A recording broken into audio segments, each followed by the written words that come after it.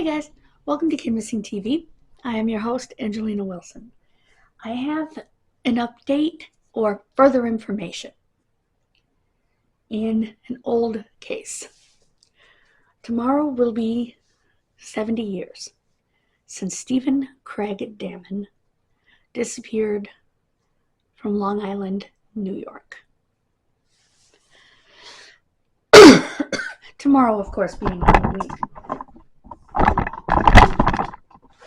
I will post a link to an interview with a neighbor who was quite elderly. The interview is 15 years old. The neighbor was quite elderly at the time of the interview. She was another mom in the neighborhood, another Air Force mom. And she talks about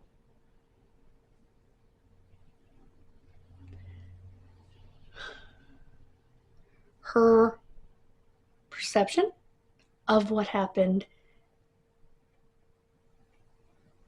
and her opinions.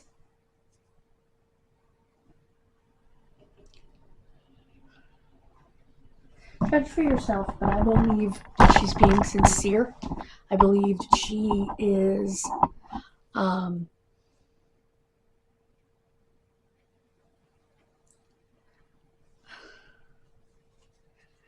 she's being honest. She's telling the truth. She's apparently during the time before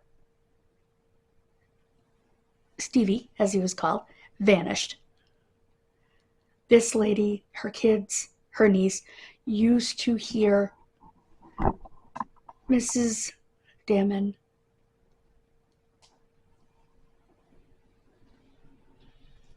hitting him, screaming at him, and he would cry and wail like nobody's business, and it would make her kids cry, and it would make her niece cry. In fact, she had recently, at the time of the interview, which was 15 years ago,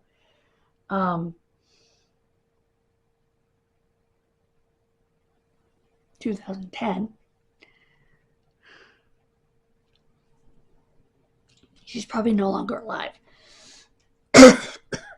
She had said that she talked to her niece the day before and asked her if she remembered. She said, "Of course I remembered. I remembered sitting on your couch crying." And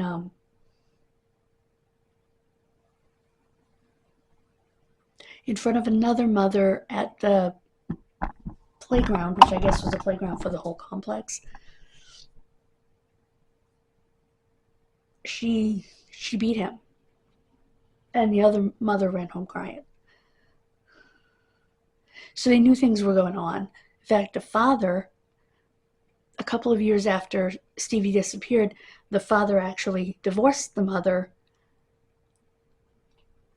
because of her temperament. That's a direct quote from him. And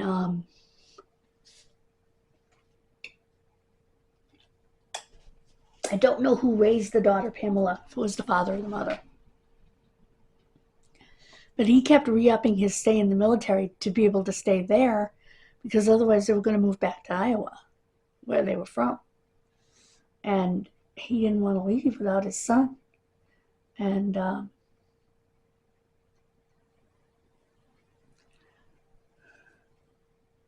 there was a man who thought he could be Stephen, and he wasn't. The DNA showed that when he was compared with Pamela. And they talked to Stevie's dad at that time. It was shortly before he passed away, and he just seemed like he seemed open to it. Like he just wanted answers, you know. And this woman, Mary, who gave this interview, which I think was with her son, I'm not sure. The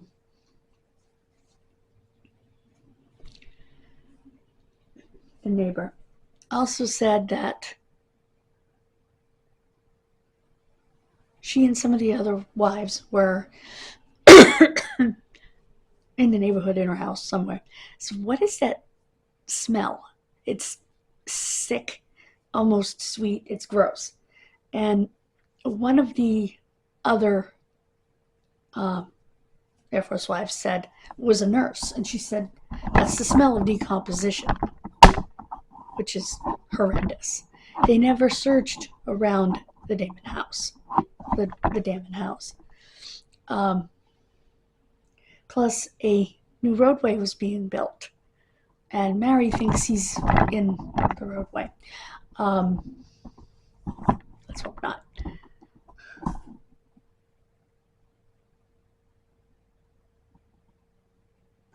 And oddly, the mother went to that store 3 times that day, twice leaving the kids at home alone. The third time she brought them with her, with the pram, knowing that she couldn't bring the pram inside. That's what an old big baby buggy from that time period would have been called, a pram, or a perambulator, which is what pram is short for. And but they didn't allow them in the store apparently at the time, which I also didn't know when I made my original video, because they were so big that they would barely fit down the aisles.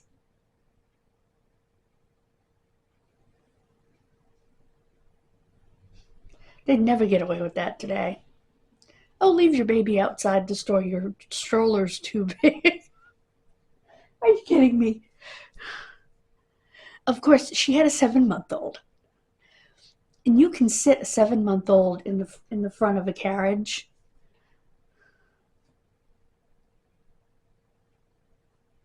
A 7-month-old can sit up with their back up against the back of the carriage without a problem. So, I've seen babies younger than that sitting up in the carriage with stuff around them, to hold them up. But, yeah. So she could have left her stroller, her pram, outside and brought the baby in. But I don't know what the grocery carts looked like. Maybe they didn't have the seat in the front. I don't know. But it was common. And that day there were a line of prams, I guess, outside. Well, that's what they call it in England anyway. Baby carriages, buggies. There are lots of words for it. Lined up outside that day. Probably mom's getting last minute candy and who knows, maybe this store had other stuff in it. Because grocery stores usually have a few other things, especially back then, to finish off last minute costume stuff and stuff like that. So not unusual that there would have been a line of them if they didn't let them inside. Which is stupid, but those were the rules.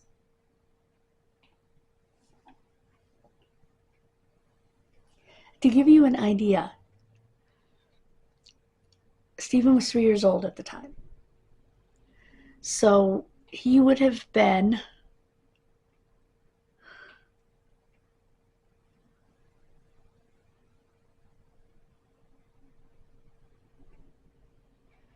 born in 1952, 2 years before my mother. My mother would be 71 years old. So Stevie would be 73. Could easily still be alive. Should still be alive. If he had been abducted, which now there's a question. There's a big question mark. But come to your own conclusions. Watch the interview. I will put a link to it in the cards. And I do recommend what. Sorry. So much. Anyway. But I do highly recommend that you watch the interview. Gabby Losis recommended headphones. I could hear her without headphones, but I had my tablet right here, turned all the way up. So headphones might be a little easier. Actually, they might be easier. And by the way, this woman didn't stay silent. She talked to people. Her husband went to the Air Force chaplain, and a couple of days later, they called him into the office and told him to mind his own business. This was before Stephen disappeared. So I'm wondering if Dad had suspicions and that's why he divorced her. So,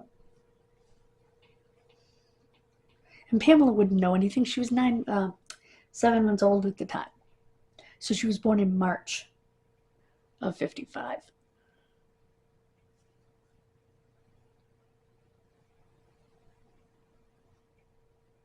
So she was 8 months younger than my mother. Is 8 months younger than my mother. I believe she's still alive. And still looking.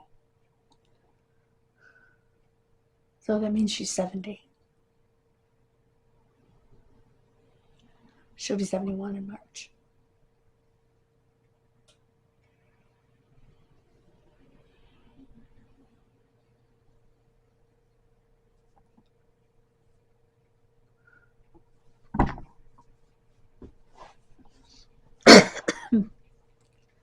So her and my mother will be the same age for 4 months.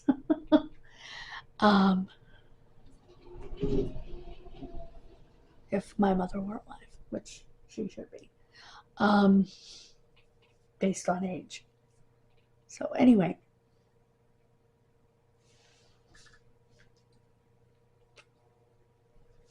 yeah.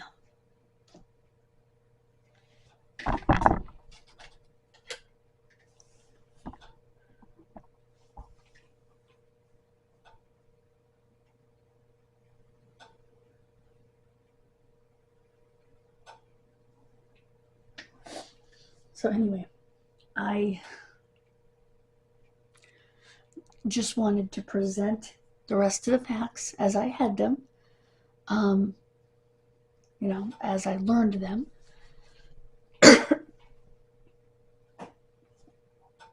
Why is my heat kicking in? So yeah, I do believe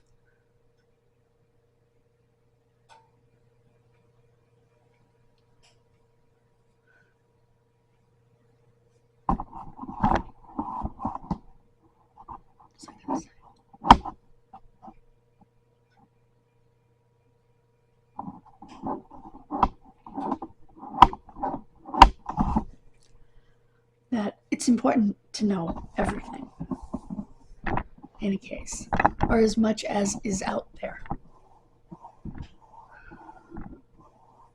Now, it's up to you to decide what you believe.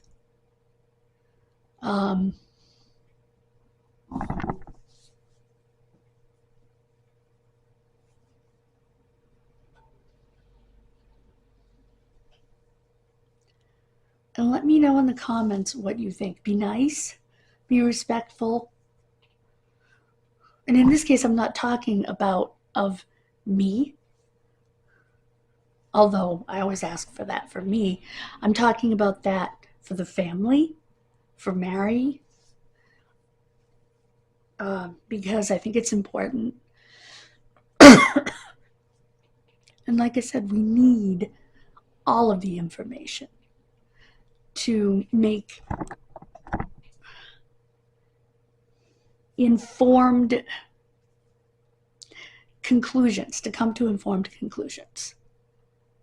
And I think there's just as much evidence that the foul play could have happened to him at the hands of someone who should have loved him, as there is that he was taken by someone.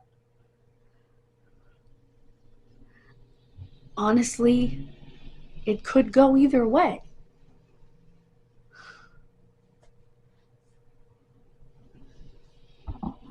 I believe Mary, and maybe things did get out of hand. Like Mary said, maybe things did get out of hand. And he ended up not alive. And Mom panicked and had to do something to make up a way to have him missing. Even Gabby said that was a possibility. I love gabulosis. I will also link you to her video on the case, which she put up yesterday, I believe, or the day before. I forget, but it was put up for Halloween. Um, so,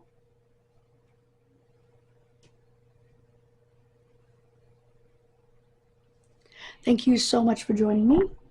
God bless you. I will see you next time, which will be Monday. Just keep my family in your prayers for our funeral. Bye, guys. Please subscribe.